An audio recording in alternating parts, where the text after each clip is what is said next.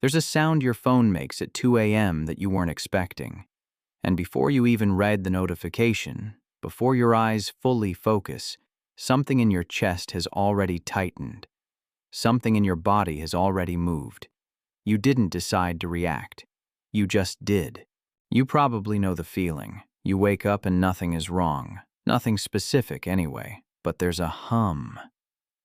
Low, steady, like a refrigerator in a quiet room. You don't notice it until it's been running for hours, and suddenly you realize you've been tense the entire time, and you can't remember when it started. The day goes fine.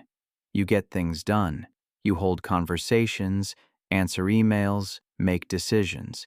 But somewhere underneath all of it, something is scanning, something is watching, something is waiting for the thing that hasn't happened yet. And at night, sometimes, the thoughts come back. Work, money, a conversation you replayed 14 times, something you read last week, something that might happen next month, nothing specific, everything all at once. If that sounds familiar, not as a dramatic crisis but as a quiet background condition, then what you're about to hear might be the most useful thing anyone has said to you about it. Because this isn't about stress management. This isn't about breathing techniques. This is about what is actually happening inside your brain and why it was never built for the world you're living in right now. Let's start with something that most conversations about anxiety completely miss. Anxiety is not a flaw. It's not a character weakness. It's not what happens when someone is too sensitive or not resilient enough or not trying hard enough to stay positive. Anxiety is a survival system. One of the oldest, most sophisticated systems in the human brain. And its only job, the one job it has held for hundreds of thousands of years, is to keep you alive when something dangerous might be coming. Here's how it works. Your brain is constantly running a background scan. Every moment of every day, it's monitoring your environment, your future, your social world, looking for anything that might be a threat. When it finds something, the alarm fires, cortisol, adrenaline, heart rate up, digestion slows, attention narrows. Everything non-essential shuts down so you can deal with what's in front of you. That's brilliant design. For most of human history, threats were physical, immediate, visible. The predator was either there or it wasn't. The storm was either coming or it wasn't. You responded, the threat resolved, the alarm reset. That's the cycle the system was built for. Detect, respond, resolve, reset. But here's what most people never notice, the part that changes everything. The alarm doesn't have an off switch for uncertainty. It was never designed to handle threats that don't resolve. Threats with no clear timeline. Threats you can't fight or run from, threats that might happen, might not happen, and might not become clear for months. The alarm keeps firing, not because something is wrong with you, but because the alarm was designed for a world that no longer exists. To understand why uncertainty specifically is so destabilizing, why it feels worse in some ways than bad news, you need to understand something fundamental about how the brain actually works. Your brain is not a passive receiver of information. It is, at its core, a prediction machine. At every single moment, it's not just registering what's happening. It's generating predictions about what's about to happen, comparing those predictions against reality, updating its model of the world based on the gap between the two. The brain's primary task, its deepest architectural drive, is to minimize that gap. To build an accurate enough model of the world that surprises are rare, manageable, and short-lived. This means that uncertainty is not just uncomfortable for the brain. It is computationally expensive. When the brain cannot predict what comes next, it has to stay on alert. It has to keep all possibilities open. It has to keep scanning indefinitely because the threat assessment can't be completed. Researchers have actually tested this directly. When people are told they will definitely receive a mild electric shock, their stress response is lower than when they're told they might receive one. The nervous system would rather know something bad is coming than not know whether something bad is coming. Think about that for a moment. Bad news is less stressful than unresolved uncertainty, because bad news at least can be prepared for. Uncertainty keeps the system open, keeps the alarm running, keeps the cortisol elevated. And what does modern life offer you in extraordinary, unprecedented abundance every single day? Uncertainty about your job, about the economy, about your relationships, about health, about what comes next in a world that changes faster than any brain can track. The prediction machine is running at full capacity, and it's still falling behind. But here's what most people never notice. There's a second layer to this, something that makes it significantly worse over time. Researchers call it intolerance of uncertainty, and it's now considered one of the most powerful predictors of anxiety across nearly every anxiety disorder studied. When the brain is chronically exposed to unresolvable uncertainty, specific things start to happen neurologically. The amygdala, the brain's threat detector, becomes overactivated. It starts generalizing. It starts flagging things as dangerous that it wouldn't have flagged before.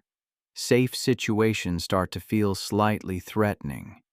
Ambiguous signals start reading as warnings. At the same time, the prefrontal cortex, the part of your brain that's supposed to evaluate those amygdala signals, provide context and regulate overreactions, starts losing the battle. Not because it's weak, because it's overwhelmed, because the alarm is firing faster than rational thought can process it. And then there's the stress hormone system, cortisol, designed for short bursts. Activate, respond, reset, never gets to reset. It stays elevated. And elevated cortisol, over time, begins to impair the hippocampus, the very region whose job is to put the brakes on the stress response. The system starts preventing its own recovery. The alarm was supposed to be temporary, but under sustained uncertainty, it becomes self-reinforcing. The brain can't turn itself off, not because you're not trying, because the architecture of the response in this environment was never designed to stop. This is why a notification sound can tighten your chest before you've even read it. This is why an ambiguous pause in a text conversation can occupy hours of mental energy. This is why a slightly unusual tone in a colleague's email can follow you home.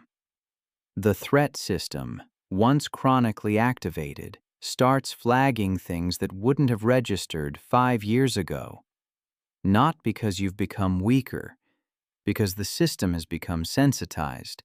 And this sensitization didn't happen in isolation. Something changed in the world. Several things, all at roughly the same time. The average person in 2026 receives more potentially threatening information in a single day than their grandparents received in a month. Each piece of that information requires a threat assessment. Most of it cannot be resolved. Economic uncertainty operates as a permanent open loop. There's no clear resolution date, no all-clear signal. The question of financial security never fully closes.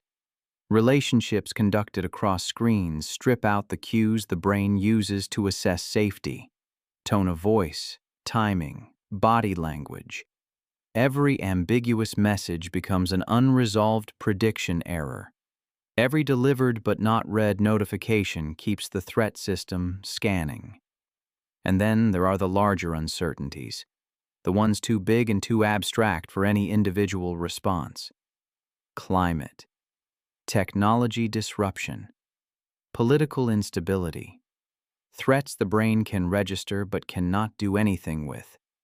It can't fight them, it can't flee from them, so it keeps scanning, and the alarm stays on. The brain becomes more sensitive to uncertainty over time, not less. The more chronically activated the alarm, the lower the threshold for what triggers it next time. This is not weakness. This is what happens when a system designed for intermittent stress is run at continuous high intensity until its regulatory mechanisms begin to fail. Now slow down with this for a moment, because there's something important in recognizing the full picture of what's happening. When you feel that background hum, that persistent readiness, that sense that something is slightly wrong even when nothing specific is, you are not misreading your life. You are not being irrational. You are not failing to cope with things other people handle fine. You are experiencing the accurate output of a threat detection system responding to a genuinely overwhelming input environment. The alarm is correct. The environment is the problem, and this matters, not as reassurance, but as precision. Because the story we tell about anxiety changes its trajectory. When the story is, "There's something wrong with me," the system adds a secondary stress response on top of the first one.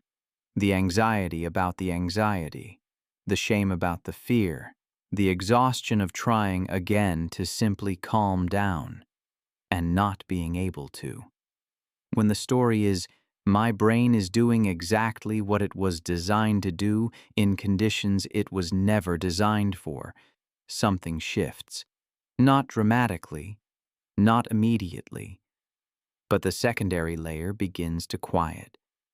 And that quieting, that reduction in the weight of self-judgment, is sometimes enough to lower the total load just slightly.